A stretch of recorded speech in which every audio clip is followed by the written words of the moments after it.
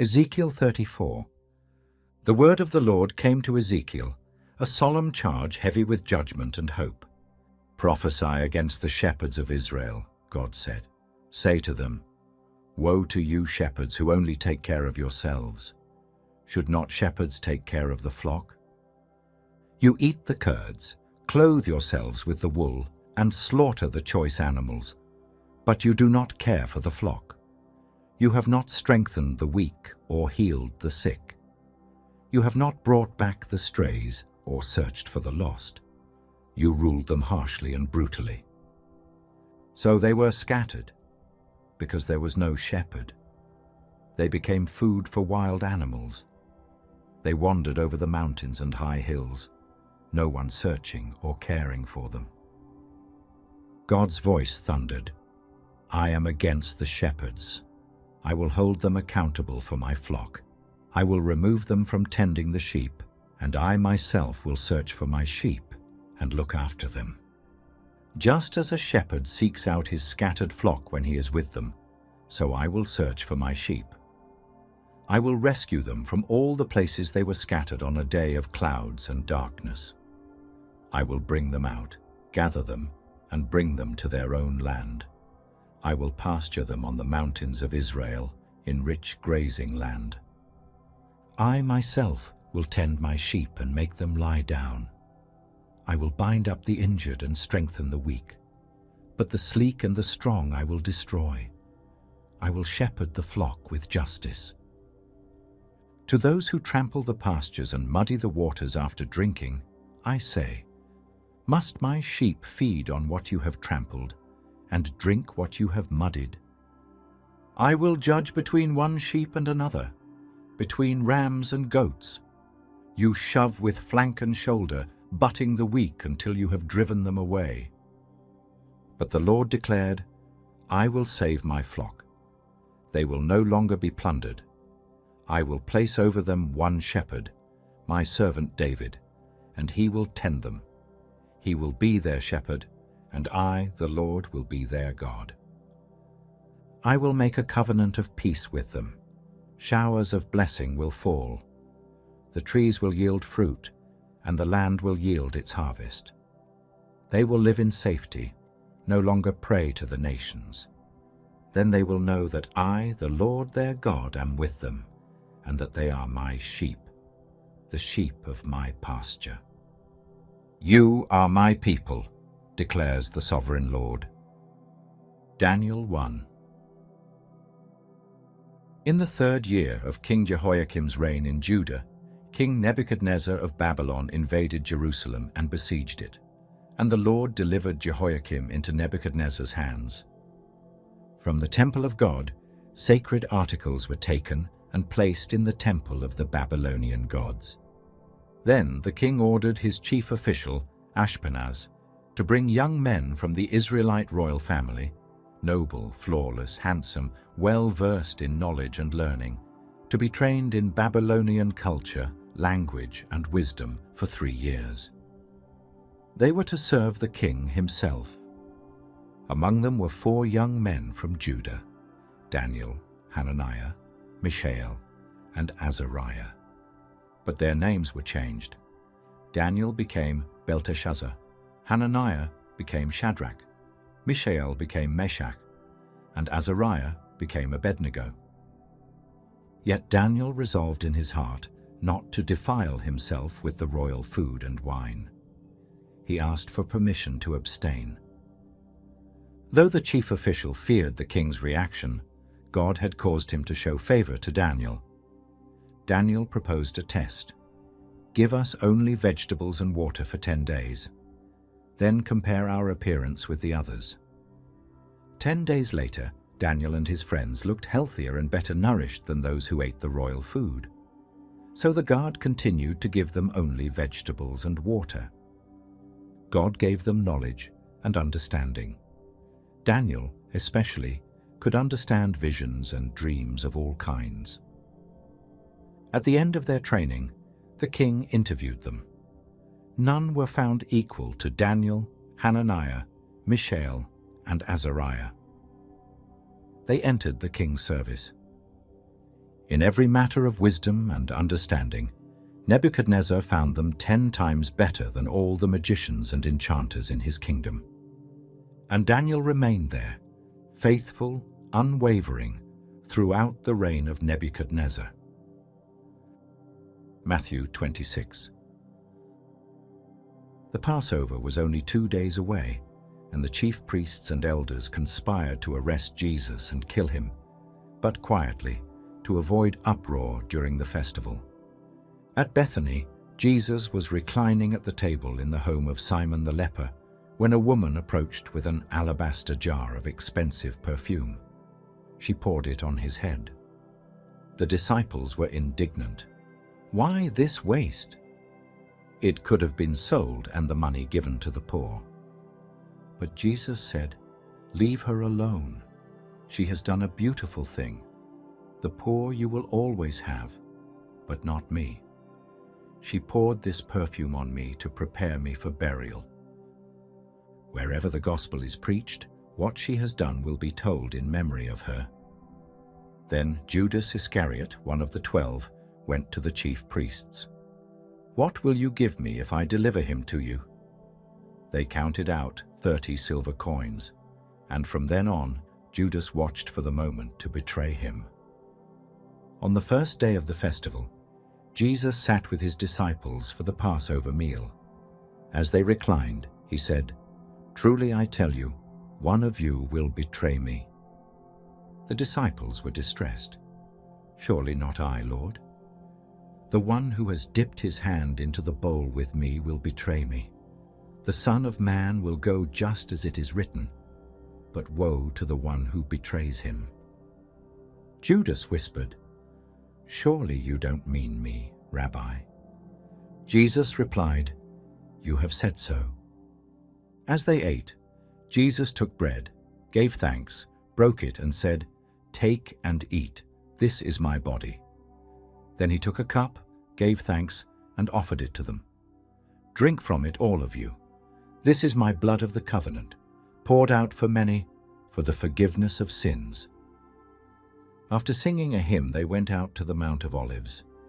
Jesus said, "You will all fall away on account of me, but after I have risen, I will go ahead of you into Galilee." Peter declared, "Even if all fall away, I never will." But Jesus said, "Before the rooster crows, you will disown me 3 times. Peter insisted, "Even if I have to die with you, I will never disown you." And all the others said the same. Then they came to Gethsemane. Jesus said, "Sit here while I go over there and pray." He took Peter, James, and John and began to be sorrowful and troubled. "My soul is overwhelmed with sorrow to the point of death," he said. "Stay here and keep watch." Going a little farther, he fell to the ground. "Father, if it is possible, let this cup be taken from me. Yet not my will, but yours be done." He returned and found them sleeping. "Could you not keep watch with me for 1 hour?" He prayed again, "If this cup cannot pass unless I drink it, your will be done." Then, rising, he said, "Look, the hour has come. The Son of Man is betrayed into the hands of sinners. Rise, let us go. Here comes my betrayer." Judas arrived with an armed crowd. He approached and kissed Jesus. The soldiers seized him. Peter drew his sword and struck the servant of the high priest, cutting off his ear. But Jesus said, "Put your sword away. Do you think I cannot call on my Father, and he will send legions of angels? But how then would Scripture be fulfilled?" They arrested him and took him to the high priest. False witnesses came forward. Then the high priest asked, "Are you the Messiah, the Son of God?" Jesus replied, "You have said so, but from now on you will see the Son of Man seated at the right hand of power, coming on the clouds of heaven." The high priest tore his clothes. "Blasphemy!" They spit on him, struck him, mocked him. Meanwhile, Peter waited in the courtyard. 3 times he was accused of being with Jesus, and 3 times he denied it. Then the rooster crowed. Peter remembered the words of his Lord, and went outside and wept bitterly. Luke 21. In the temple courts, Jesus looked up and saw the rich putting their offerings into the treasury. But then a poor widow came and dropped in 2 small copper coins. "I tell you the truth," he said, "this poor widow has given more than all the others.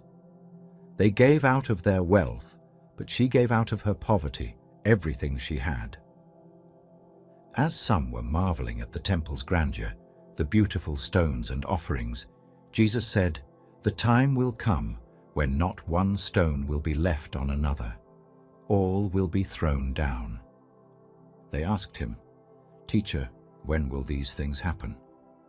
What will be the sign that they are about to take place?" And Jesus replied, "Watch out that you are not deceived. Many will come in my name, claiming, 'I am he,' and 'the time is near.' Do not follow them. When you hear of wars and uprisings, do not be frightened. These things must happen first, but the end will not come right away." Then he said, "Nation will rise against nation. There will be great earthquakes, famines, and pestilences in various places. Fearful events and great signs from heaven will appear. But before all this, they will seize you, persecute you, hand you over to synagogues and prisons, and bring you before kings and governors because of my name. This will be your opportunity to bear witness. Do not worry beforehand how to defend yourselves, for I will give you words and wisdom that none of your adversaries will be able to resist or contradict. You will be betrayed, even by parents, siblings, and friends. Some of you they will put to death.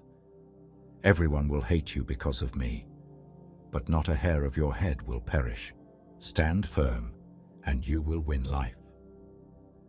Then he spoke of Jerusalem. "When you see it surrounded by armies, know that its desolation is near. Let those in Judea flee to the mountains. Let those in the city get out. These are the days of vengeance, fulfilling what has been written. There will be signs in the sun, moon, and stars. On earth, nations will be in anguish, perplexed by the roaring and tossing of the sea. People will faint from terror, dreading what is coming on the world. And then they will see the Son of Man coming in a cloud with power and great glory. When these things begin to happen, stand up, lift your heads. Your redemption is drawing near." He told them a parable. "Look at the fig tree and all the trees. When they sprout leaves, you know that summer is near. Likewise, when you see these things, know that the kingdom of God is near. Heaven and earth will pass away, but my words will never pass away. Be careful, or your hearts will be weighed down with drunkenness, worries, and the anxieties of life. That day will come like a trap for all who live on the face of the earth. Always be on the watch and pray that you may be able to escape all that is about to happen, and that you may be able to stand before the Son of Man." John 10. Jesus spoke to them again, saying, "Very truly I tell you, anyone who does not enter the sheep pen by the gate, but climbs in by some other way, is a thief and a robber. But the one who enters by the gate is the shepherd of the sheep. The gatekeeper opens for him, and the sheep listen to his voice. He calls his own sheep by name and leads them out. And when he has brought out all his own, he goes on ahead of them, and his sheep follow because they know his voice. They will never follow a stranger. In fact, they will run from him, because they do not recognize a stranger's voice." But the people did not understand. So Jesus continued, "I am the gate for the sheep. All who came before me were thieves and robbers, but the sheep did not listen to them. I am the gate. Whoever enters through me will be saved. They will come in and go out and find pasture. The thief comes only to steal, kill, and destroy. But I have come that they may have life, and have it to the full. I am the good shepherd. The good shepherd lays down his life for the sheep. The hired hand runs when he sees the wolf coming, because he cares nothing for the sheep. But I know my sheep, and my sheep know me, just as the Father knows me, and I know the Father. I lay down my life for the sheep. I have other sheep that are not of this sheepfold. I must bring them also. They too will listen to my voice, and there shall be one flock and one shepherd. The reason my Father loves me is that I lay down my life, only to take it up again. No one takes it from me. I lay it down of my own accord. These words divided the people. Some said, "He is demon-possessed." Others replied, "How can a demon open the eyes of the blind?" Later, during the festival of dedication in Jerusalem, Jesus walked in Solomon's colonnade. The people gathered around him and demanded, "How long will you keep us in suspense? If you are the Messiah, tell us plainly." Mark 13.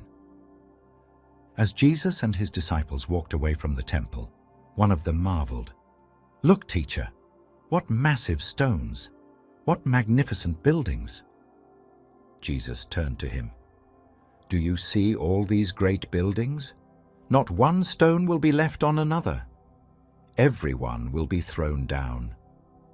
Later, sitting on the Mount of Olives opposite the temple, Peter, James, John, and Andrew asked him privately, "Tell us, when will these things happen?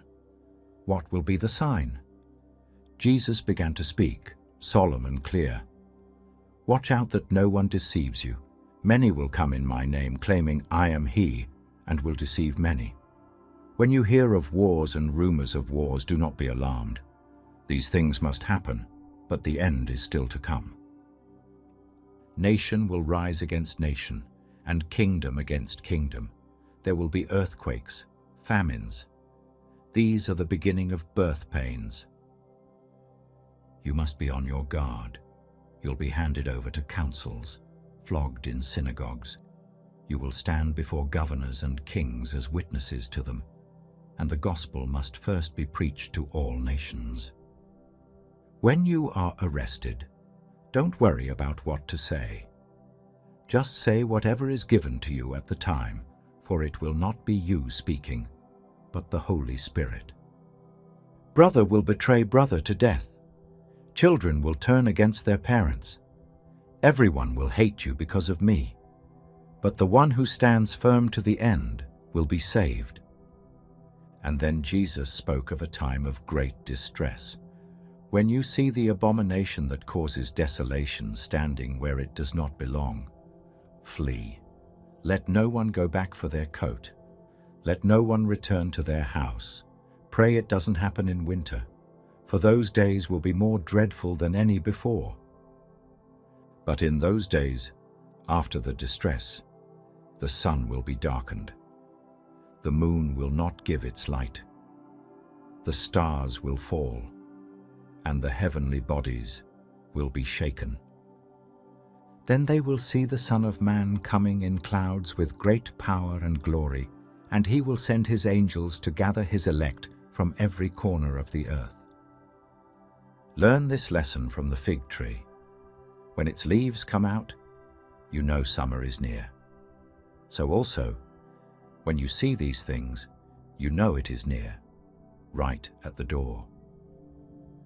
No one knows the day or hour, not the angels in heaven, not the Son, but only the Father. Be on guard, be alert, watch, because you do not know when that time will come. It's like a man going away. He leaves his house, puts his servants in charge, each with their task, and tells the one at the door to keep watch. Therefore, keep watch. You do not know when the master of the house will return, If he comes suddenly, don't let him find you sleeping. What I say to you, I say to everyone, watch. Acts 12. In those days, King Herod laid violent hands on the church. He had James, the brother of John, put to death by the sword. When he saw this pleased the people, he seized Peter also, during the festival of unleavened bread. Peter was thrown into prison, guarded by 4 squads of soldiers. Herod intended to bring him out for public trial after the Passover. But the church was earnestly praying to God for him. The night before the trial, Peter was sleeping between 2 soldiers, bound with chains. Suddenly, a light shone in the cell. An angel of the Lord appeared and struck Peter on the side to wake him. "Quick, get up!" And the chains fell off his wrists. "Put on your clothes and sandals," the angel said. Peter obeyed. "Wrap your cloak around you and follow me." Peter followed, but he thought it was a vision. They passed the guards. The iron gate to the city opened by itself, and they walked through it. Then the angel left him. Peter came to himself. "Now I know without a doubt the Lord sent his angel and rescued me."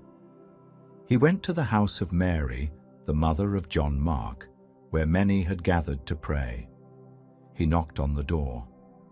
A servant girl named Rhoda came to answer, recognized his voice, and was so overjoyed she ran back without opening it. "Peter is at the door," she exclaimed. "You're out of your mind," they said, but she insisted. They opened the door and were astonished. Peter motioned with his hand to be quiet and explained how the Lord had brought him out. "Tell James and the others," he said, and then left for another place. At daybreak, the soldiers were in chaos. Herod searched for Peter, but could not find him. Furious, he ordered the guards executed. Not long after, Herod sat on his throne in his royal robes, delivering a public address. The people shouted, "This is the voice of a god, not a man." Immediately, because Herod did not give praise to God, an angel of the Lord struck him down, and he was eaten by worms and died. But the word of God continued to spread and flourish. Romans 8. There is now no condemnation for those who are in Christ Jesus. For through him, the law of the Spirit has set you free from the law of sin and death. What the law was powerless to do, God did, by sending his Son in the likeness of sinful flesh. And so he condemned sin in the flesh, so that the righteous requirement of the law might be fulfilled in us. Those who live according to the flesh set their minds on what the flesh desires, but those who live according to the Spirit set their minds on what the Spirit desires.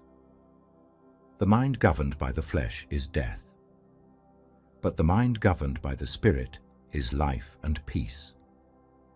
You, however, are not in the realm of the flesh, but of the Spirit, if indeed the Spirit of God lives in you. And if anyone does not have the Spirit of Christ, they do not belong to Christ.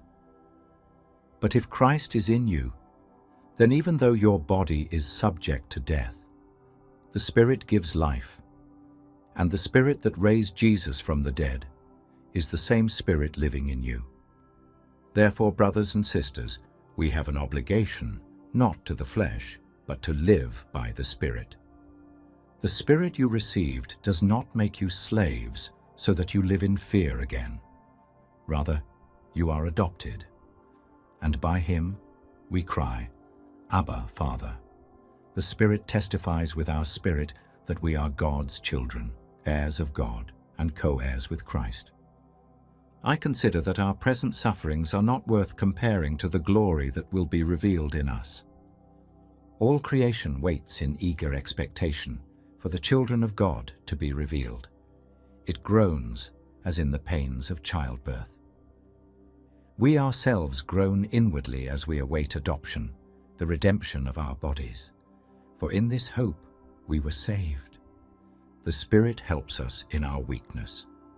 When we do not know what to pray, the Spirit himself intercedes with groans too deep for words. And we know that in all things God works for the good of those who love him.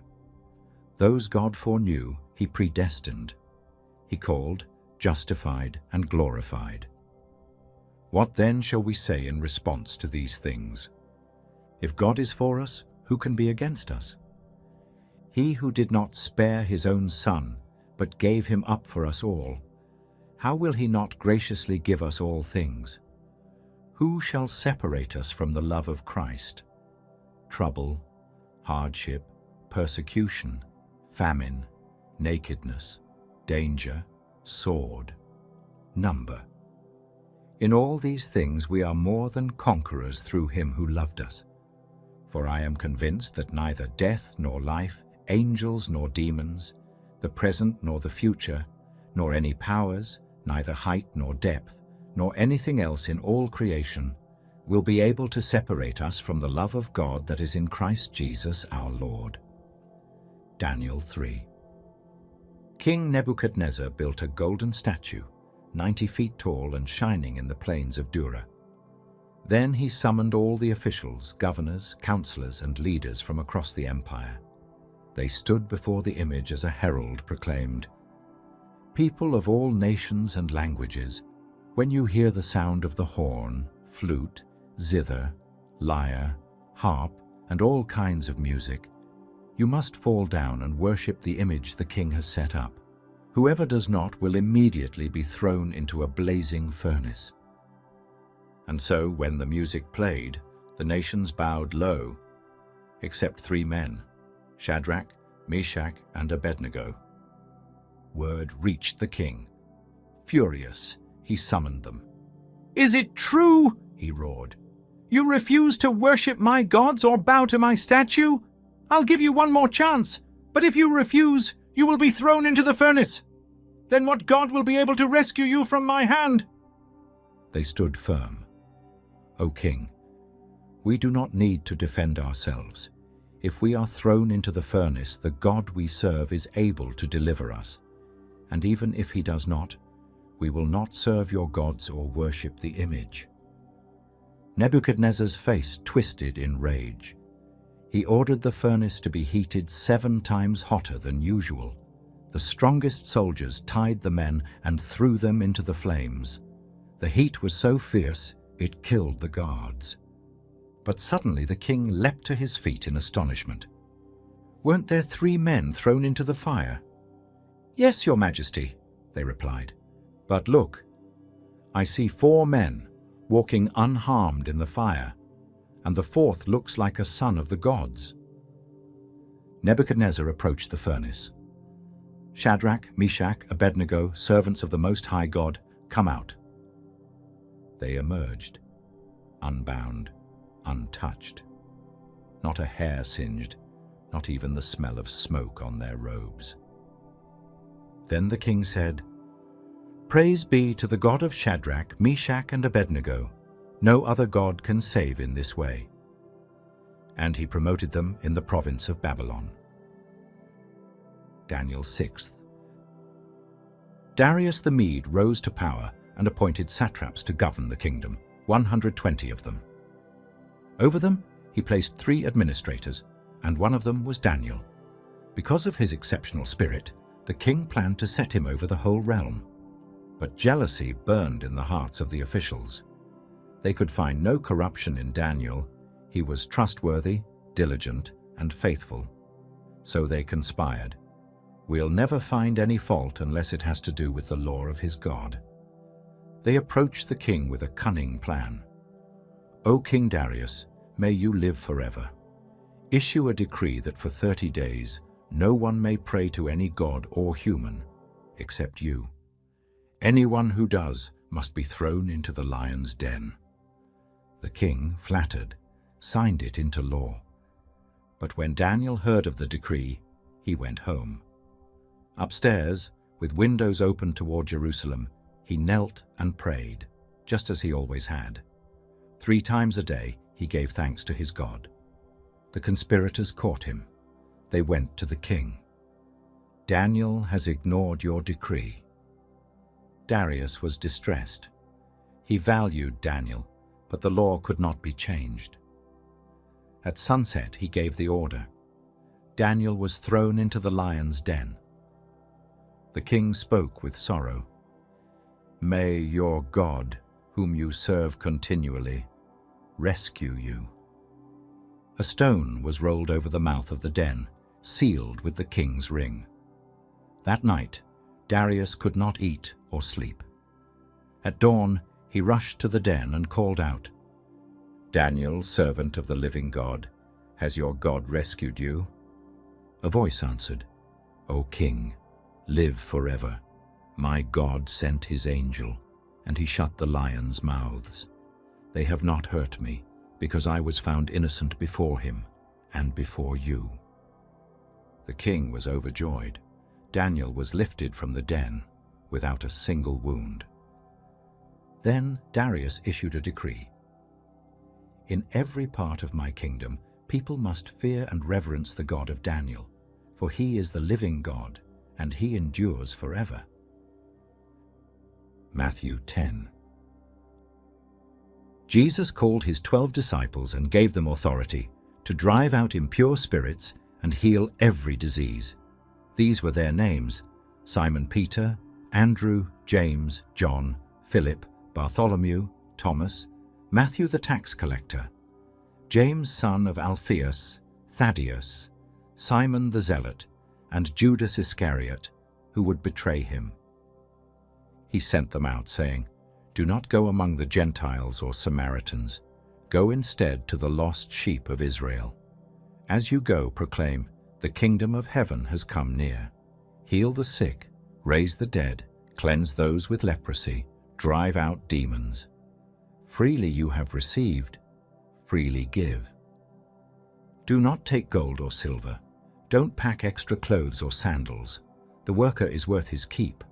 Whatever town or village you enter, stay with someone worthy. If the home is deserving, let your peace rest on it. If not, let it return to you. I am sending you out like sheep among wolves. Be as shrewd as serpents and as innocent as doves. You will be handed over to councils, flogged in synagogues. You will be hated because of me. But do not worry about what to say. The Spirit of your Father will speak through you. Brother will betray brother to death. Children will turn against their parents. You will be hated by everyone because of me, but the one who stands firm to the end will be saved. When you are persecuted in one place, flee to another. A student is not above the teacher, nor a servant above the master. If they called me Beelzebul, how much more will they malign you? But do not fear them. There is nothing hidden that will not be revealed. What I whisper in your ear, proclaim from the rooftops. Do not fear those who kill the body but cannot kill the soul. Fear God, who can destroy both body and soul in hell. Are not 2 sparrows sold for a penny? Yet not one falls to the ground outside your Father's care. Even the hairs of your head are all numbered. So do not be afraid. You are worth more than many sparrows. Whoever acknowledges me before others, I will also acknowledge before my Father in heaven. But whoever disowns me, I will disown. I did not come to bring peace, but a sword. A man's enemies will be members of his own household. Anyone who loves father or mother more than me is not worthy of me. Whoever does not take up their cross and follow me is not worthy of me. Whoever finds their life will lose it. Whoever loses their life for my sake will find it. Whoever welcomes you welcomes me, and whoever welcomes me welcomes the one who sent me. Isaiah 54. Sing, barren woman, yes, you who never bore a child. Burst into song, shout aloud, you who have never been in labor. For the desolate woman will have more children than she who has a husband. This is what the Lord declares. Enlarge your tent. Stretch your curtains wide. Don't hold back. Lengthen your cords, strengthen your stakes, because you are about to spread out, to the right and to the left. Your descendants will inherit nations and settle the deserted cities. Do not be afraid. You will not be put to shame. Don't fear disgrace. You will not be humiliated. You'll forget the shame of your youth. You'll remember no more the pain of abandonment. For your Maker is your husband. His name is the Lord Almighty. The Holy One of Israel is your Redeemer. He is called the God of all the earth. The Lord calls you back, as if you were a wife deserted and distressed in spirit. For a brief moment I abandoned you, he says, but with deep compassion I will bring you back. In a surge of anger I hid my face for a moment, but with everlasting kindness I will have compassion on you. This is like the days of Noah. When the waters covered the earth, God swore they would never flood it again. Now he swears, though the mountains be shaken and the hills be removed, my unfailing love for you will not be shaken, nor my covenant of peace be removed. Afflicted one, storm-tossed and not comforted, I will rebuild you with stones of turquoise. Your foundations will be laid with lapis lazuli. I will make your battlements of rubies, your gates of sparkling jewels. All your children will be taught by the Lord, and great will be their peace. You will be established in righteousness. Oppression will be far from you. Terror will not come near. If anyone attacks you, it will not be from me. Whoever attacks you will surrender to you. See, it is I who created the blacksmith, who fans the coals into flame and forges weapons.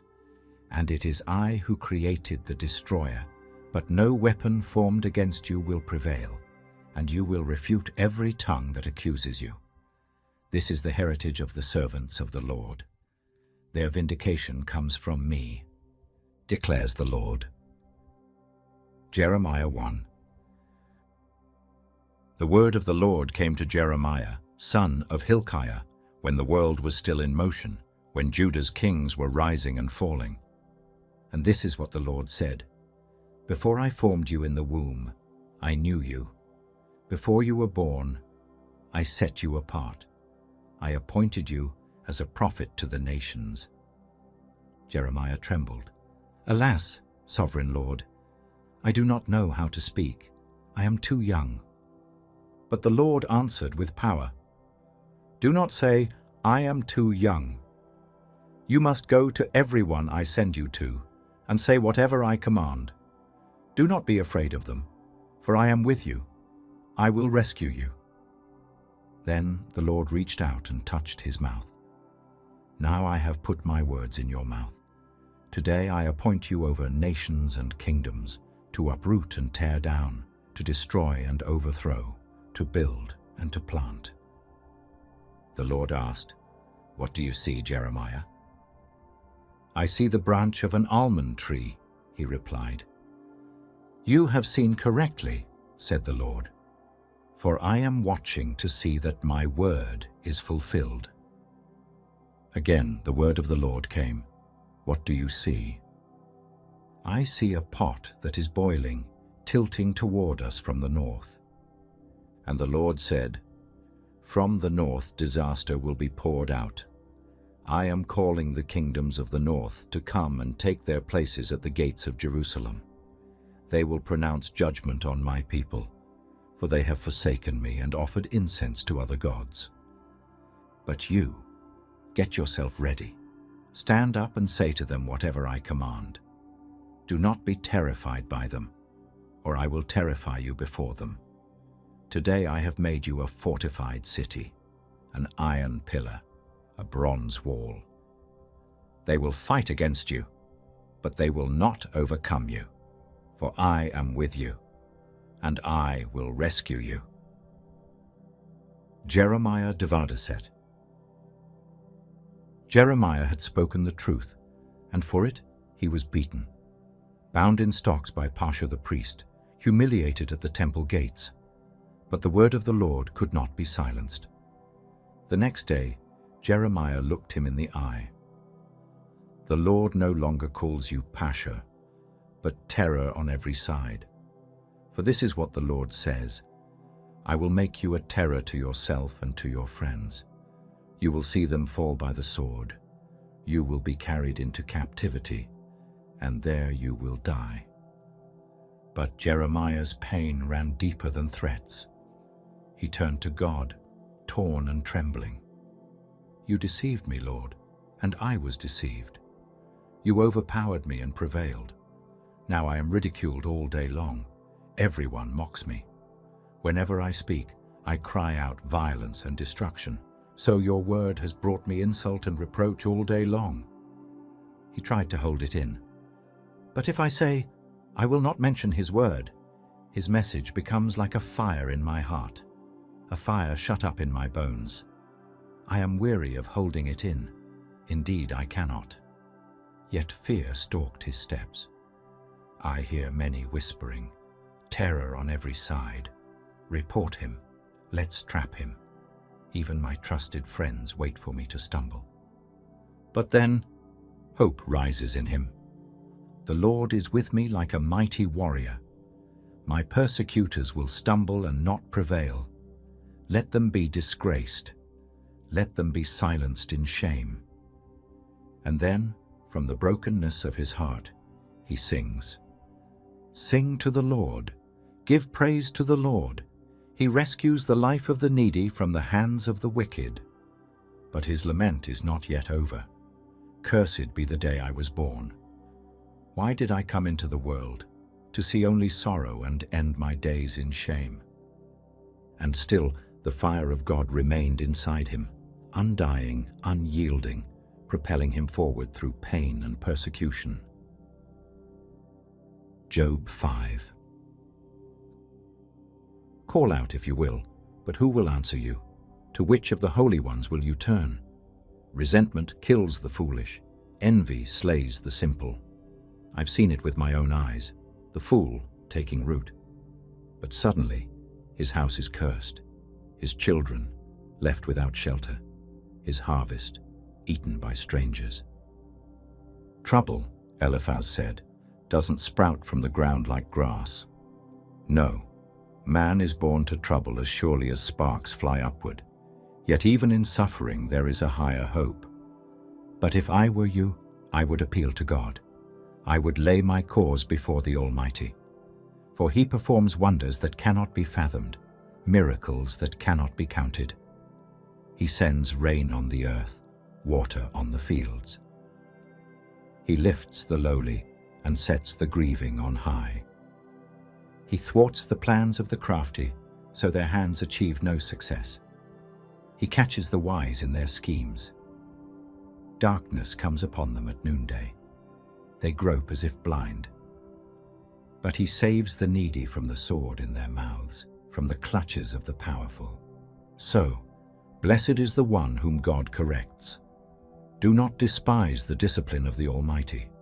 He wounds, but he also binds up. He injures, but his hands also heal. In famine, he will deliver you from death. In war, from the power of the sword. You will be hidden from the lash of the tongue. You will laugh at destruction and not fear wild beasts. You will know peace in your tent, and when you take stock of your possessions, nothing will be missing. You will go down to the grave in full vigor, like sheaves gathered in season. Consider this carefully. We have examined it, and it is true. So, hear it, and apply it to your life. Proverbs 21. In the hand of the Lord, the king's heart is like a stream. He directs it wherever he pleases. A person may think their own way is right, but the Lord weighs the heart. To do what is right and just, this pleases God more than any sacrifice. Haughty eyes, a proud heart, and plans fueled by evil, these are sin. The plans of the diligent lead surely to profit, but haste leads to poverty. A fortune made by lies is fleeting, like a vapor, a trap for those who seek death. The violence of the wicked sweeps them away, for for they refuse to do what is right. The guilty walk a crooked path, but the innocent walk straight. Better to live on the corner of a roof than share a house with a quarrelsome spouse. The wicked crave evil. Their neighbors find no mercy in their eyes. When mockers are punished, the simple gain wisdom. The wise are instructed, and they receive knowledge. The righteous one considers the house of the wicked and brings the wicked to ruin. Whoever shuts their ears to the cry of the poor will also cry out and not be answered. A gift given in secret soothes anger. A bribe concealed in the cloak can pacify wrath. Justice brings joy to the righteous, but terror to evildoers. Whoever strays from the path of wisdom will rest in the company of the dead. Those who love pleasure will grow poor. Wine and luxury lead to want. The wicked become ransom for the righteous, and the unfaithful for the upright.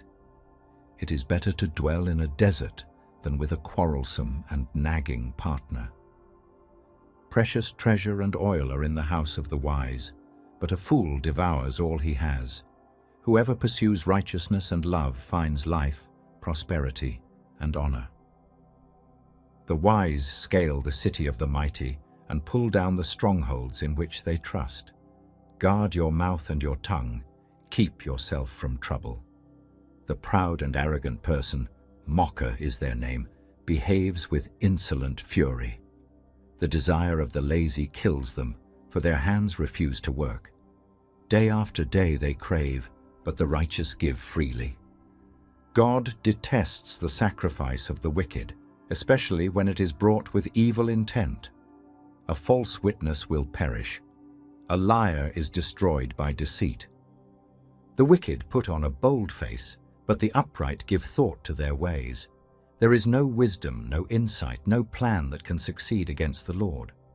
The horse is prepared for battle, but victory rests with God.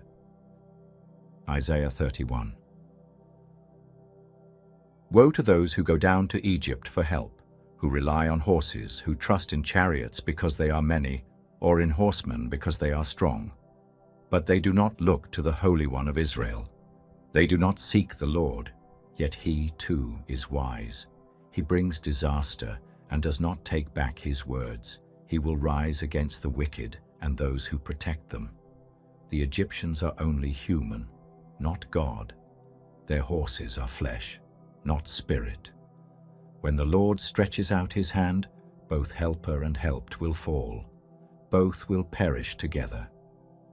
Like a lion, like a young lion growling over its prey, unmoved by shouting shepherds, the Lord Almighty will come down to do battle on Mount Zion. Like birds hovering overhead, the Lord will shield Jerusalem. He will protect and deliver it. He will pass over and rescue it. Return to the one you have so long resisted, O children of Israel. For on that day you will reject your idols, silver and gold shaped by your own hands. You will cast them away like a filthy cloth and say, "Away with you." The Assyrian will fall, not by the sword of man. He will flee before a sword not wielded by human hands. His stronghold will crumble. His princes will panic at the sight of the banner. The Lord, whose fire blazes in Zion, will bring this to pass. He will speak, and even the nations will tremble. 2 Chronicles 20. News came to Jehoshaphat, king of Judah, like a storm on the horizon. A vast army was marching against him. Moabites, Ammonites, and the men of Mount Seir were already approaching from beyond the Dead Sea. Fear gripped the king's heart, not for lack of faith, but for the weight of responsibility. He turned not to generals or weapons, but to the Lord. He proclaimed a fast across Judah. From every town, the people came together to seek help from God. In the temple courts, Jehoshaphat stood and prayed, "Lord, the God of our ancestors, are you not the God who is in heaven? Power and might are in your hand.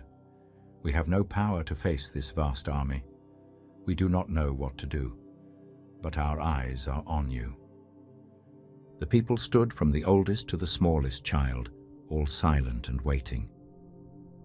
Then the Spirit of the Lord came upon Jahaziel, a Levite, who declared, "Do not be afraid.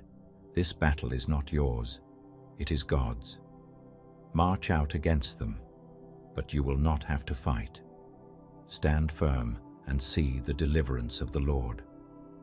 The next morning, Jehoshaphat appointed singers to go ahead of the army, praising God with voices lifted high. "Give thanks to the Lord, for his love endures forever." As their song rose into the sky, the Lord set ambushes against the enemy. Confusion spread among the invaders, and they turned on one another. By the time Judah reached the battlefield, not a single enemy remained. All that was left was the plunder, vast and abundant. For 3 days they gathered it. On the 4th, they assembled in the Valley of Praise, giving glory to the God who had fought for them. The fear of God fell on all the surrounding nations. Judah had peace, not because they fought, but because they trusted. Nehemiah 4. The wall was rising. Brick by brick, stone upon stone, the people of Jerusalem worked with heart and hand. Under Nehemiah's leadership, families labored side by side, restoring what had long been broken. But not everyone rejoiced. Sanballat mocked them. "What are these feeble Jews doing? Will they restore it in a day? Can they bring these stones back to life?" Tobiah added with a sneer, "Even a fox climbing on it would break their wall." But Nehemiah didn't argue. He prayed, "Hear us, our God, for we are despised. Turn their insults back on their heads." And the people kept building until the wall reached half its height, for their hearts were in the work. When the enemies heard that the wall continued, their anger deepened. They plotted to attack Jerusalem, to create confusion and fear. But Nehemiah watched, prayed, and posted guards day and night. He encouraged the people. "Don't be afraid. Remember the Lord, who is great and awesome. Fight for your families, your homes, your city." From that day on, the work never stopped, but it changed. Those who carried materials worked with one hand and held a weapon in the other. Each builder wore a sword at his side. Trumpeters stood beside Nehemiah, ready to sound the alarm. "Wherever you hear the trumpet," he said, "rally to us there. Our God will fight for us." They worked from the break of dawn until the stars filled the sky. No one removed their clothes. Even when resting, they kept their weapons close. The wall was not just stone, it was a statement. Despite threats, mockery, and fear, the people would rebuild, and with God's help, they would not be stopped. Esther 7. The banquet hall shimmered with elegance. King Xerxes reclined, sipping wine beside Queen Esther and the cunning Haman, his trusted noble. It was the second feast Esther had prepared, and the king once more asked her, "Queen Esther, what is your request? Even up to half the kingdom, it will be granted." Esther took a breath. This was the moment. She looked the king in the eye and said, "If I have found favor in your eyes, O king, grant me this, spare my life and spare my people. For we have been sold to be destroyed, killed, and annihilated." The king was stunned. Who is he? Where is the man who has dared to do such a thing?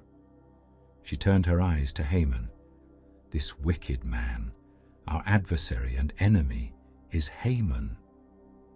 Silence fell like a hammer. Haman's face drained of color. The king rose in fury and walked out into the palace garden.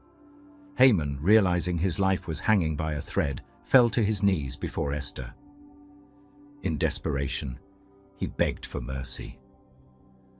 But as the king returned, he saw Haman falling onto the couch where Esther reclined.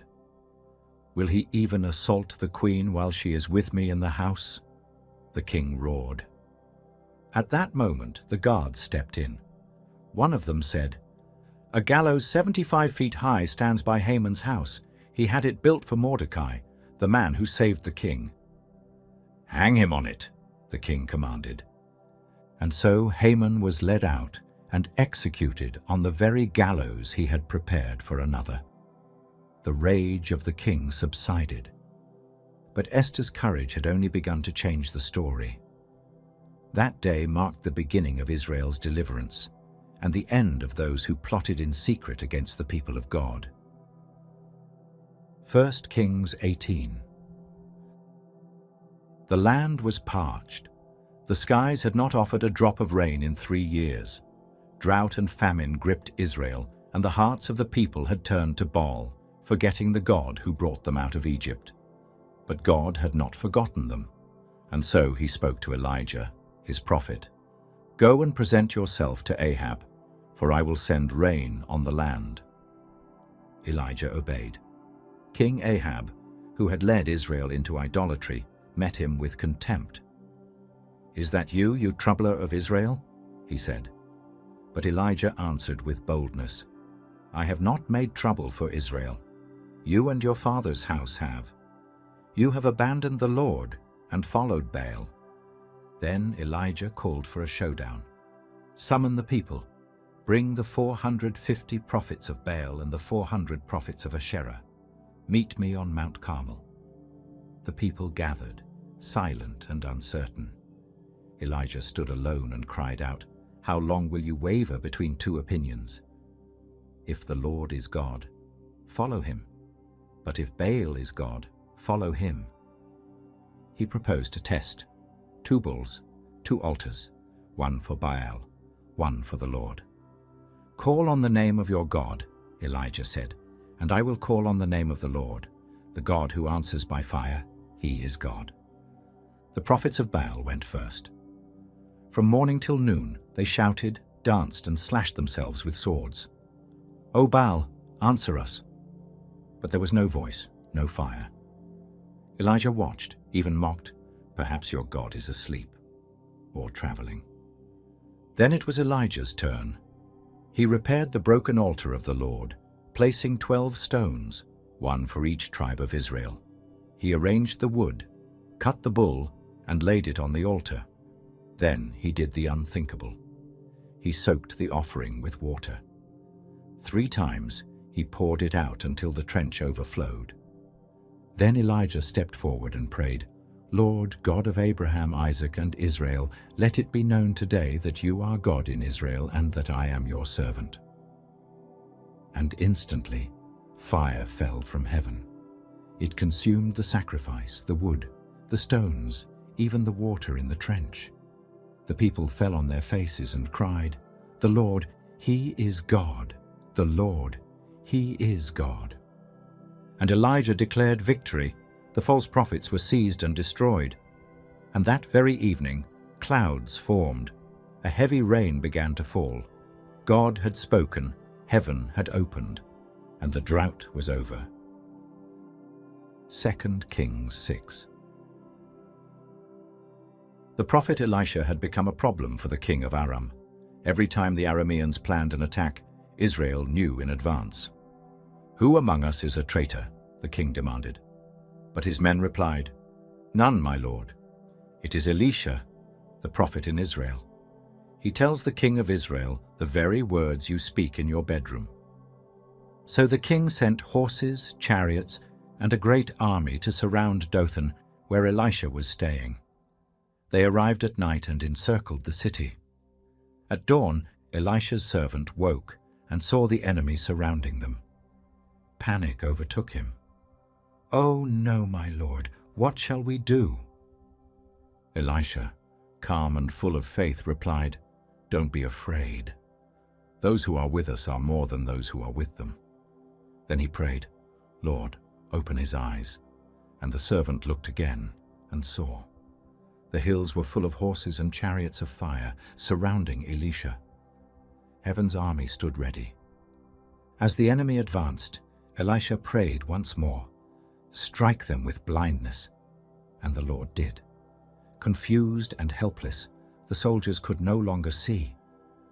Elisha walked out to them and said, "This is not the way. Follow me." And he led the blinded army straight into Samaria, into the heart of Israel. When they arrived, Elisha prayed, "Lord, open their eyes." And they saw. They were surrounded by their enemies. The king of Israel asked, "Shall I kill them?" But Elisha said no. "Would you kill those you have captured in war? Instead, set food and water before them and send them back." So the feast was prepared, and the Arameans were fed. When they returned to their land, they did not come back to raid Israel again. Because one man saw with faith, because heaven's forces are never far. 2 Chronicles 14. Abijah rested with his ancestors, and his son Asa became king of Judah. In the early years of Asa's reign, the land was quiet. No wars, no invasions, and Asa used the time well. He tore down foreign altars, smashed sacred stones, and commanded Judah to seek the Lord and obey his laws. Fortified cities rose. Walls and towers stretched across the hills. "The land is ours," Asa said, "because we have sought the Lord." And for 10 years there was peace. But peace would be tested.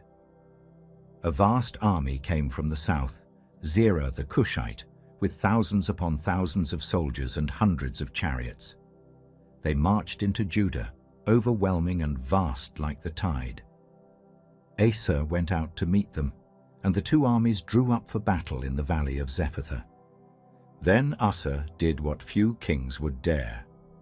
He cried out to the Lord, saying, "Lord, there is no one like you to help the powerless against the mighty. Help us, Lord our God, for we rely on you. In your name we have come against this vast army. You are our God. Do not let mere mortals prevail against you." And God answered.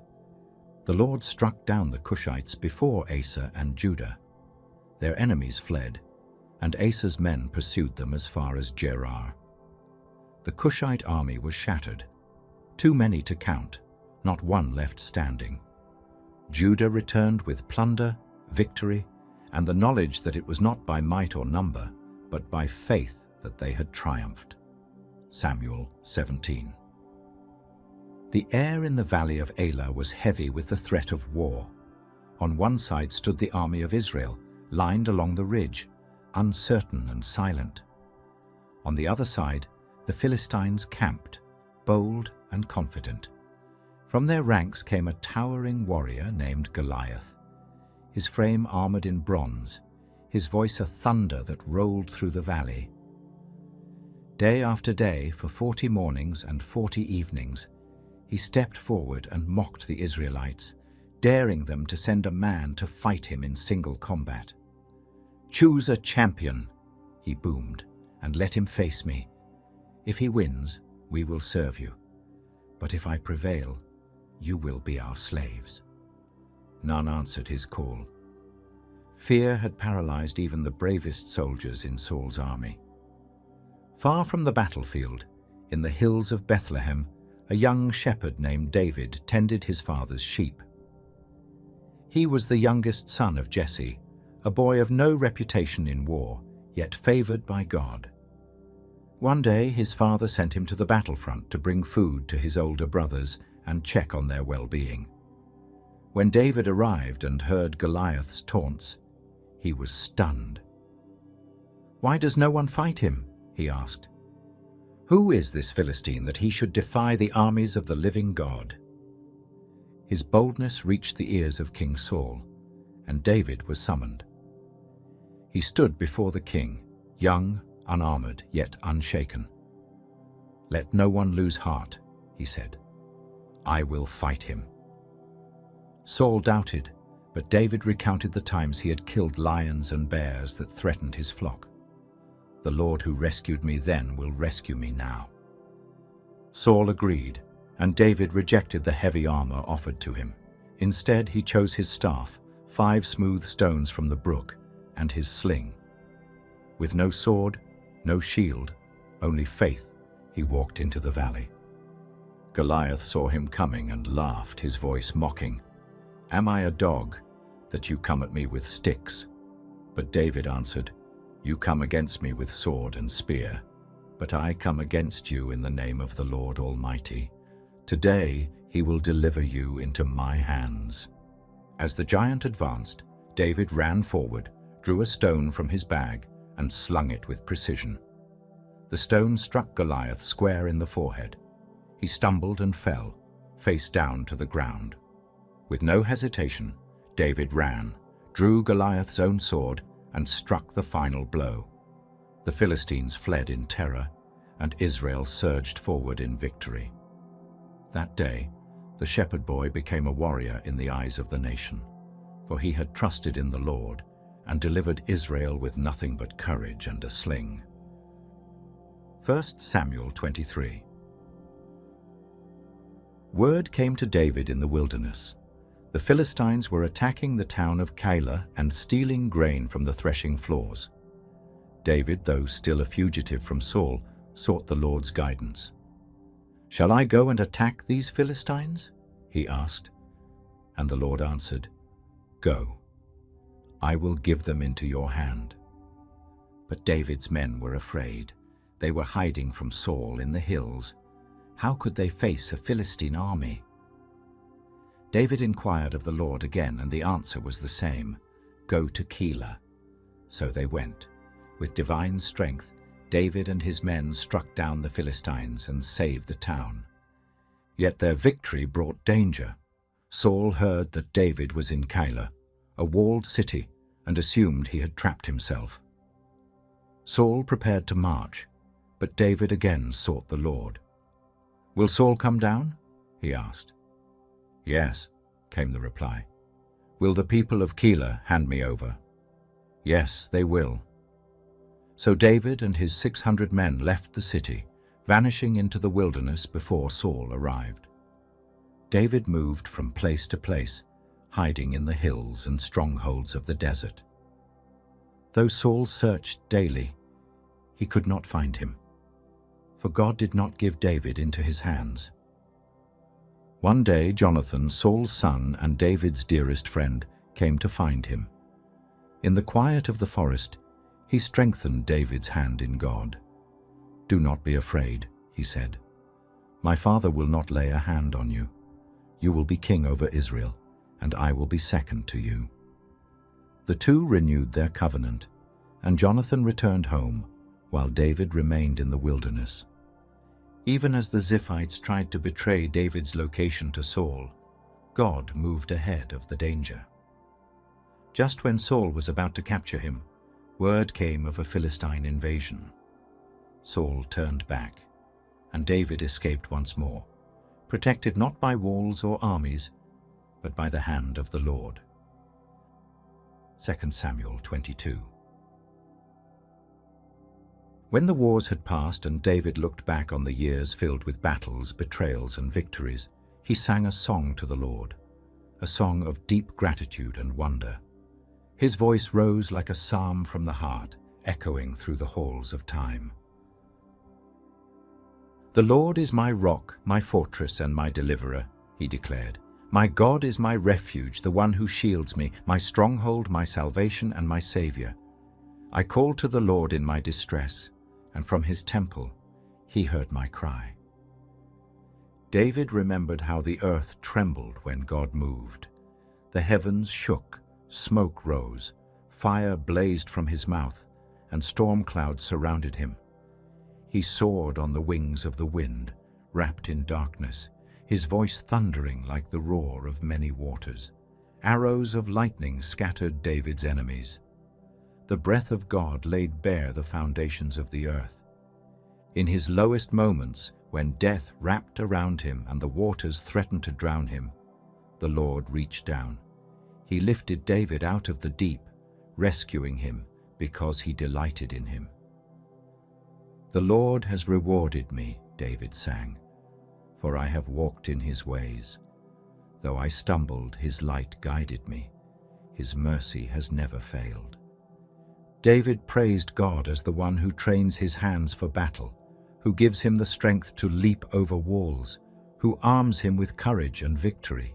He sang of the Lord's justice, how he put enemies to flight and gave David honor among the nations. You have preserved me as the head of many. Foreigners bow before me, and violent men are silenced. He ended with triumph and reverence. The Lord lives. Blessed be my rock. Exalted be my God, the rock, my Savior. He gives his king great victories and shows unfailing kindness to his anointed, to David and his descendants forever. David's song was more than poetry. It was a testimony, a declaration that through every danger, every sorrow, every triumph, the Lord had been his strength, his rescuer, and his everlasting refuge. Judges 7.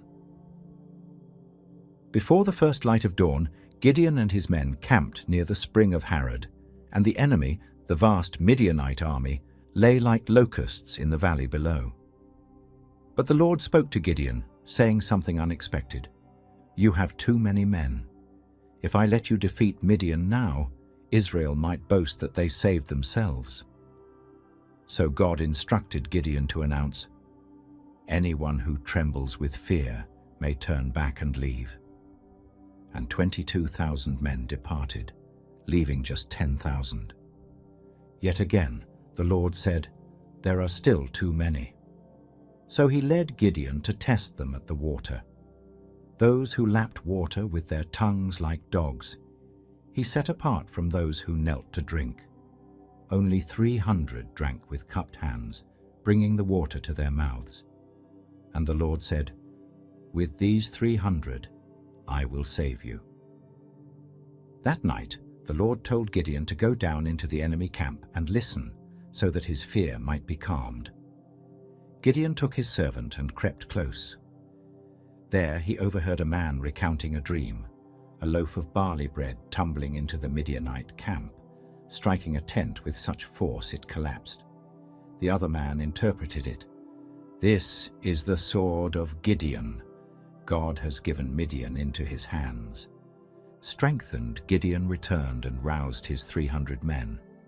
He gave each a trumpet, an empty jar, and a torch hidden inside. Then, under the cover of night, they surrounded the enemy in 3 companies.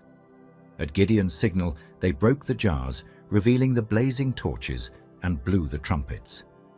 They shouted in unison, "A sword for the Lord and for Gideon!" Confusion erupted in the Midianite camp.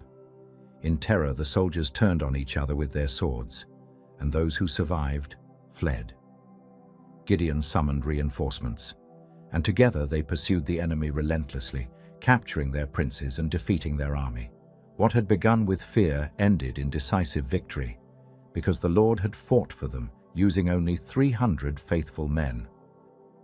Judges 16. Samson, the man of immense strength chosen by God before birth, had judged Israel for 20 years. But his weakness was not his enemies, it was his heart. One day he fell in love with a woman from the valley of Sorek, named Delilah. The rulers of the Philistines came to her with a tempting offer. Persuade Samson to reveal the secret of his strength, and they would each pay her handsomely. Delilah began her subtle attack, asking Samson directly, "Tell me the secret of your strength." 3 times Samson misled her, binding himself with cords or weaving his hair into a loom. But each time he broke free easily. Still, Delilah persisted, pressing him day after day with her words, until he was worn down.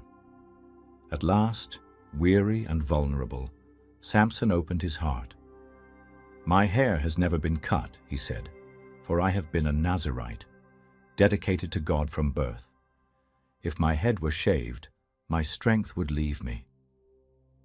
Delilah knew he had told the truth. She lulled him to sleep and called for a man to shave off the 7 locks of his hair. As the razor moved across his scalp, his strength ebbed away, and the Spirit of the Lord departed from him. The Philistines rushed in. Samson tried to resist, but he had no strength left. They seized him, gouged out his eyes, and took him in chains to Gaza, where he was put to work grinding grain in prison. But his hair began to grow again. Later, during a great celebration in the temple of Dagon, the Philistines brought Samson out to entertain them. Blind and mocked, he asked the servant who guided him to place his hands on the pillars that supported the temple. Then he prayed, "Lord God, remember me. Strengthen me just once more." With all his might, he pushed against the pillars, crying out, "Let me die with the Philistines." And the temple collapsed, killing him and everyone inside. In death, Samson brought down more enemies than he had in his life, a final act of vengeance and redemption. 1 Samuel 17. The Philistines gathered their forces for war, and Israel camped opposite them in the valley of Elah. From the Philistine ranks emerged a champion, Goliath of Gath, a giant of a man over 9 feet tall, armored in bronze from head to foot. Each day for 40 days he stood and shouted his challenge, "Choose a man to fight me. If he kills me, we will serve you. But if I kill him, you will serve us." His words struck fear into the hearts of Israel's warriors. Meanwhile, a young shepherd named David, the youngest son of Jesse, had come from Bethlehem to bring food to his brothers on the front lines. When he heard Goliath's defiance, something stirred in him. He could not understand why no one had stepped forward. "Who is this uncircumcised Philistine," he asked, "that he should defy the armies of the living God?" Word reached King Saul, and David was brought before him. "Let no one lose heart," David said boldly. "I will fight him." Saul looked at the boy and doubted, but David spoke of how he had fought lions and bears while tending sheep, and how the Lord who delivered him then would deliver him now. Saul relented, and David refused the king's armor, taking instead his staff, 5 smooth stones, and his sling. He approached Goliath with no fear. The giant laughed at the sight of him, mocking, "Am I a dog, that you come at me with sticks?" But David stood firm. "You come with sword and spear," he said, "but I come in the name of the Lord Almighty. Today he will deliver you into my hands." Then David ran toward the giant, reached into his bag, and slung a stone with deadly precision. It struck Goliath on the forehead, and the mighty warrior crashed to the ground. David ran, took Goliath's own sword, and killed him. When the Philistines saw their champion fall, they fled in panic, and Israel chased them all the way to their cities. David, the shepherd boy with faith and courage, had slain the giant not with weapons, but with trust in the Lord. And from that day on, the people of Israel knew there was something different about him. God was with him. Leviticus 26. The Lord spoke to the people of Israel with clarity and power, declaring the path of blessing and the road of ruin. He began by reminding them never to make idols or set up carved images or sacred stones to bow down to, for he alone is the Lord their God. They were to revere his Sabbaths and honor his sanctuary, for he is holy. Then came the promise, the beautiful reward for obedience. If they followed his decrees and were careful to obey his commands, he would shower them with blessings. Rain would fall in season, crops would yield abundantly, and the land would flourish. The threshing would continue until grape harvest, and the grape harvest would last until sowing time. They would eat all the food they wanted and live safely in the land. He would grant peace in the land, so they could lie down without fear. Wild beasts would not roam among them, and no sword would pass through their land. They would pursue their enemies, and even a few of them would put many to flight. His favor would rest upon them, and he would make them fruitful and increase their numbers. His covenant would remain unbroken. Old harvests would still be filling their storehouses when new crops came in, and his dwelling place would be among them. He would walk among them and be their God, and they would be his people. But then came the solemn warning. What would happen if they turned away? If they rejected his laws and broke his covenant, then hardship would come. He would bring sudden terror, wasting disease and fever. They would sow seed in vain, for their enemies would eat the harvest. He would set his face against them, and they would be defeated.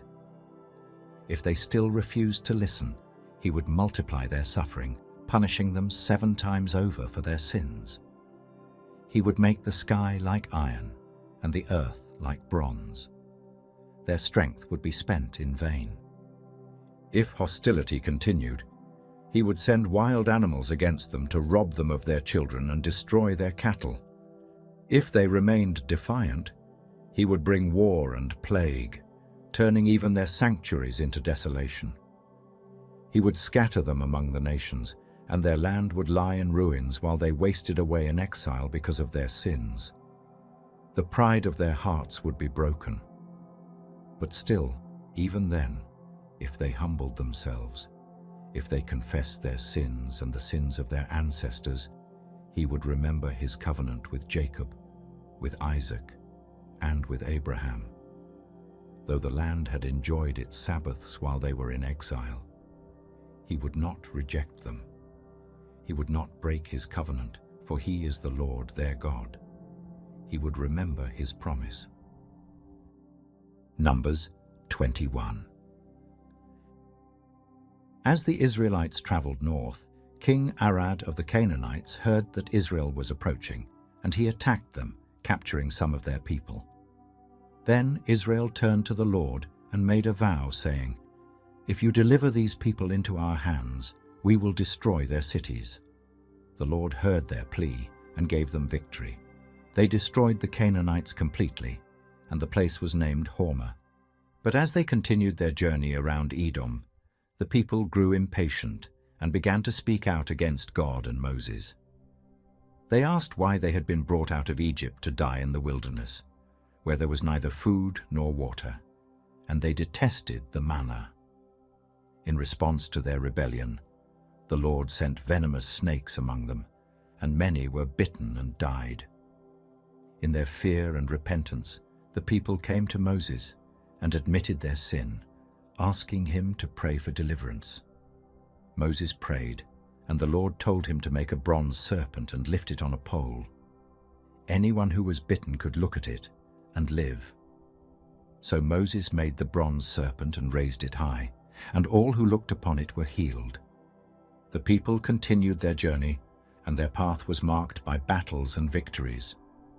They sang of the well where the Lord had provided water, rejoicing in his provision. Then Sihon, king of the Amorites, refused them passage through his land. Israel fought him, defeated him, and took possession of his territory. They settled in the Amorite cities, including Heshbon. Then they turned and went up the road to Bashan, where King Og came out against them. But the Lord reassured Moses not to fear, for he would give Og and all his army into their hands. Israel fought and utterly defeated him, taking possession of his land as well. Joshua 10. As Israel's victories spread throughout the land, Adoni-Zedek, king of Jerusalem, heard how Joshua had taken Ai and destroyed it, just as he had done to Jericho. He also heard how Gibeon had made peace with Israel and joined their ranks. Gibeon was a powerful city with skilled warriors, and this alliance alarmed the king of Jerusalem. So he called upon the kings of Hebron, Jarmuth, Lachish, and Eglon to unite with him in war against Gibeon for siding with Israel. The 5 kings joined forces and surrounded Gibeon. In desperation, the Gibeonites sent word to Joshua at the camp in Gilgal, pleading for help. Joshua responded without hesitation. He took his best warriors and marched through the night to reach Gibeon. The Lord spoke to him with power and assurance. "Do not be afraid of them. I have given them into your hands. Not one of them will be able to withstand you." Joshua launched a surprise attack, and the Lord threw the enemy into confusion. Israel pursued them with strength and fury, striking them down as they fled. As the enemy ran down the road from Beth-horon to Azekah, the Lord hurled down large hailstones from the sky, killing more soldiers with the hail than with the sword. In the middle of the battle, as day faded and victory hung in the balance, Joshua cried out to the Lord in the presence of all Israel, "Sun, stand still over Gibeon, and moon over the valley of Aijalon." And the sun stopped in the sky, and the moon stood still, delaying the sunset until Israel had defeated its enemies. There has never been a day like it before or since, a day when the Lord listened so closely to a human voice. Surely the Lord was fighting for Israel. After the battle, Joshua returned to the camp at Gilgal, but the 5 kings who had fled were found hiding in a cave at Makkedah. Joshua ordered the cave sealed with stones and guards placed at the entrance. Then, after pursuing and striking down their armies, Joshua had the kings brought out. He summoned the commanders of Israel and told them to put their feet on the necks of the kings, a symbol of complete victory. "Do not be afraid," he said. "Be strong and courageous. This is what the Lord will do to all your enemies." Joshua then struck down the kings and had them executed. Their bodies were hung on trees until evening, then taken down and thrown into the cave where they had hidden, with the entrance sealed. That day marked the beginning of a sweeping conquest. Joshua captured Makkedah, Libnah, Lachish, Eglon, Hebron, and Debir, destroying every king and every army, leaving no survivors. He marched through the entire region, hill country, desert, foothills, striking down every enemy, because the Lord, the God of Israel, fought for his people. And then, after all the battles, Joshua and the entire army returned to the camp at Gilgal, carrying with them the weight of divine victory. Exodus 14. As the Israelites journeyed away from Egypt under the leadership of Moses, the Lord gave him a new instruction, telling him to have the people turn back and camp near Pi-hahiroth, between Migdol and the sea, directly across from Baal-zephon. There, camped by the sea, it would seem to Pharaoh that the Israelites were wandering aimlessly, trapped in the desert with nowhere to go. And the Lord said he would harden Pharaoh's heart once again, so that he would pursue them. But through this, the Lord would gain glory for himself, and all Egypt would know that he is the Lord. When Pharaoh was told that the Israelites had fled, his heart and the hearts of his officials turned once more. They questioned why they had allowed their slaves to go free, and Pharaoh prepared his chariot, gathering his army with 600 of his best chariots, along with all the other chariots of Egypt, each with officers commanding them. The Lord hardened Pharaoh's heart just as he said, and the Egyptians pursued the Israelites, overtaking them as they camped by the sea. The Israelites looked up and saw the Egyptian army marching after them, and they were terrified. They cried out to the Lord, and they turned on Moses in fear and anger, asking if he had brought them out of Egypt just to die in the wilderness. But Moses answered them calmly, telling them not to be afraid, to stand firm, and to witness the deliverance the Lord would bring. "The Egyptians you see today," he said, "you will never see again. The Lord will fight for you. You need only to be still." Then the Lord said to Moses, "Why are you crying out to me? Tell the Israelites to move on. Raise your staff, stretch out your hand over the sea to divide the water, so that the Israelites can go through on dry ground." God promised to harden the hearts of the Egyptians so that they would follow, and through this he would display his power and his glory. Then the angel of God, who had been guiding the Israelites, moved behind them, and the pillar of cloud moved as well, placing itself between the camp of Egypt and the camp of Israel.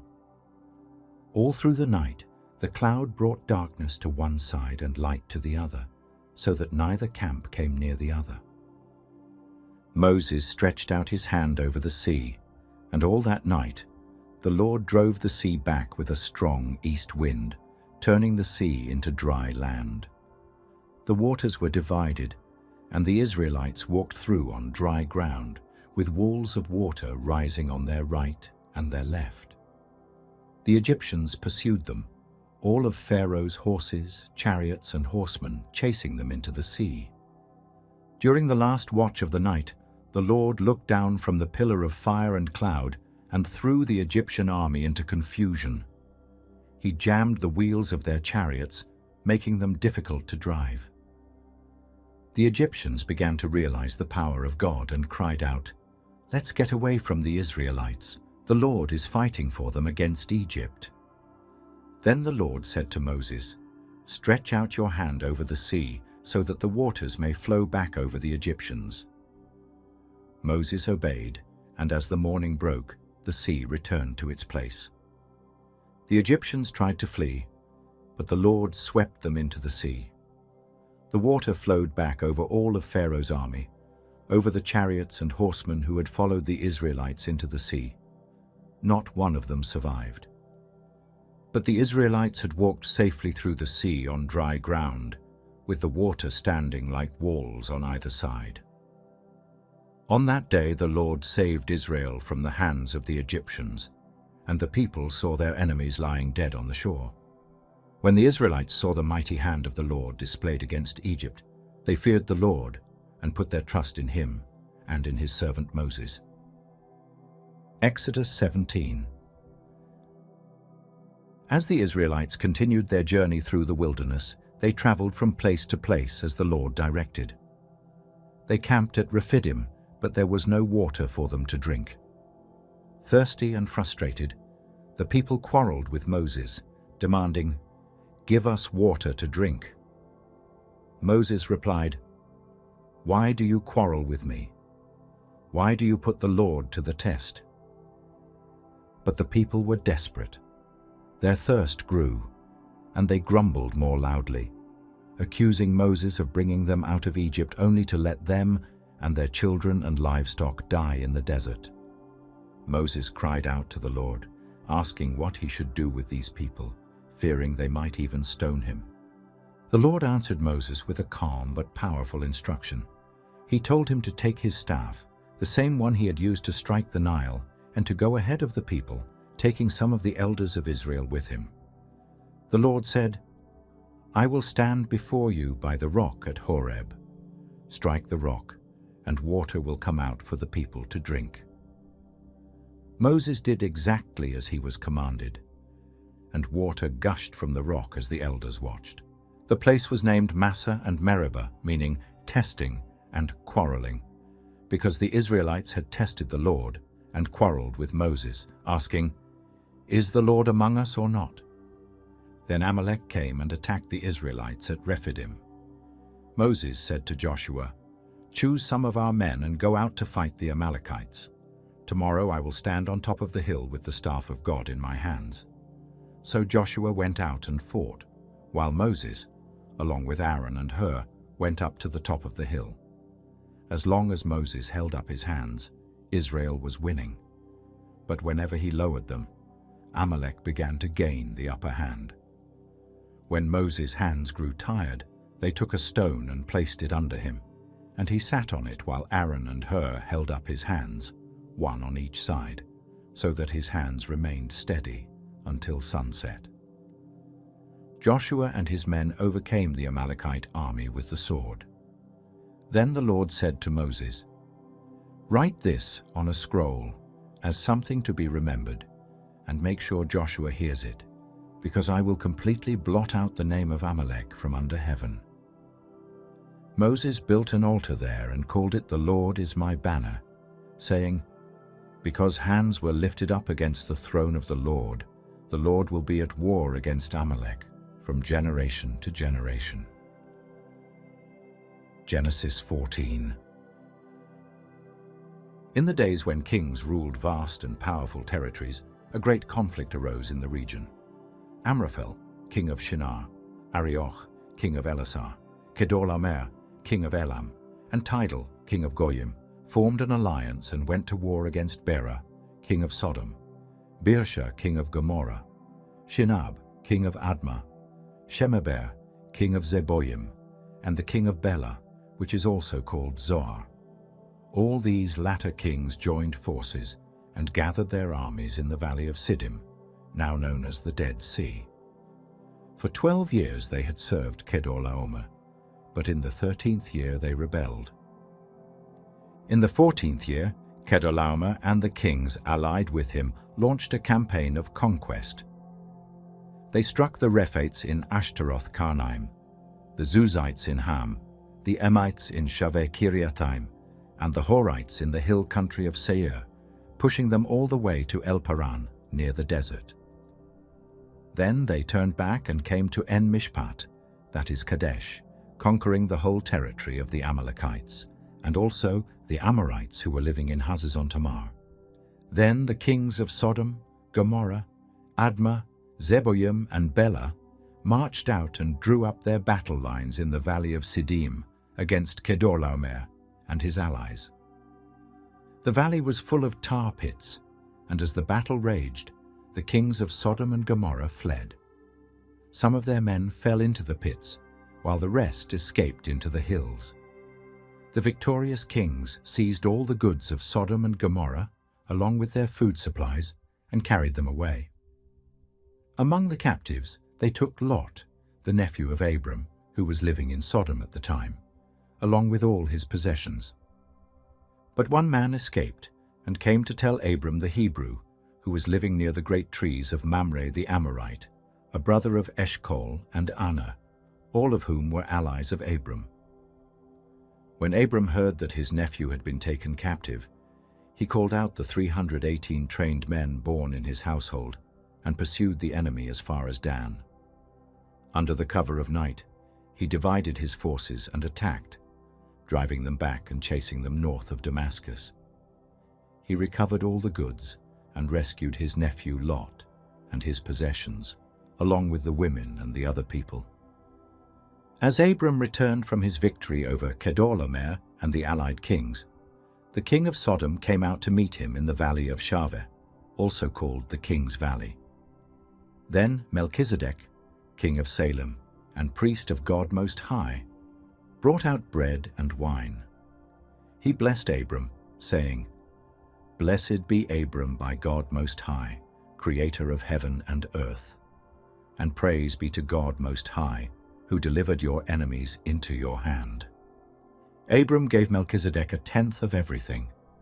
The king of Sodom then said to Abram, "Give me the people and keep the goods for yourself." But Abram replied, "With raised hand I have sworn an oath to the Lord, God Most High, creator of heaven and earth, that I will accept nothing belonging to you, not even a thread or the strap of a sandal, so that you will never be able to say, 'I made Abram rich.' I will accept nothing but what my men have eaten, and the share that belongs to the men who went with me, Anna, Eshcol, and Mamre. Let them have their share."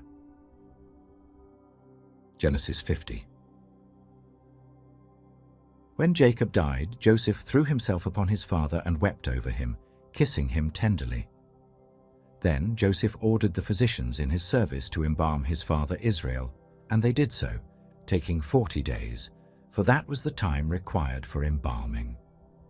The Egyptians mourned for him for 70 days. When the period of mourning had passed, Joseph spoke to Pharaoh's court and requested permission to carry his father's body back to Canaan, as his father had made him swear an oath to bury him in the tomb he had prepared there. Pharaoh granted Joseph's request, saying, "Go up and bury your father, as he made you swear to do." So Joseph went up to Canaan to bury his father, and with him went all Pharaoh's officials, the dignitaries of his court and the leaders of Egypt. Also with him went his entire household, his brothers, and the household of his father. Only their children and flocks and herds were left behind in Goshen. Chariots and horsemen also accompanied them, forming a very large procession. When they reached the threshing floor of Atad, near the Jordan, they held a solemn mourning ceremony, and Joseph observed 7 days of deep lamentation for his father. When the Canaanites who lived in the area saw the mourning, they said, "This is a solemn mourning by the Egyptians."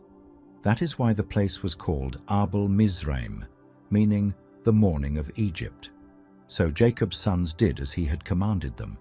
They carried him to the land of Canaan and buried him in the cave in the field of Machpelah, near Mamre, the field Abraham had bought as a burial place from Ephron the Hittite. After burying his father, Joseph returned to Egypt with his brothers and all who had gone with him to bury Jacob. When Joseph's brothers saw that their father was dead, they became afraid, saying to one another, "What if Joseph holds a grudge against us and pays us back for all the wrongs we did to him?" So they sent word to Joseph, saying, "Your father left these instructions before he died. This is what you are to say to Joseph. I ask you to forgive your brothers the sins and wrongs they committed in treating you so badly." They added, "Now please forgive the sins of the servants of the God of your father." When Joseph received this message, he wept. His brothers came and threw themselves down before him, saying, "We are your slaves." But Joseph said to them, "Don't be afraid. Am I in the place of God? You intended to harm me, but God intended it for good, to accomplish what is now being done, the saving of many lives. So then, don't be afraid. I will provide for you and your children." And he reassured them and spoke kindly to them. Joseph stayed in Egypt, along with his father's family. He lived to the age of 110 and saw the 3rd generation of Ephraim's children, as well as the children of Machir son of Manasseh, who were placed at his feet. Before he died, Joseph said to his brothers, "I am about to die, but God will surely come to your aid and take you up out of this land to the land he promised on oath to Abraham, Isaac, and Jacob." And Joseph made the Israelites swear an oath, saying, "God will surely come to your aid, and then you must carry my bones up from this place." So Joseph died at the age of 110, and after he was embalmed, he was placed in a coffin in Egypt.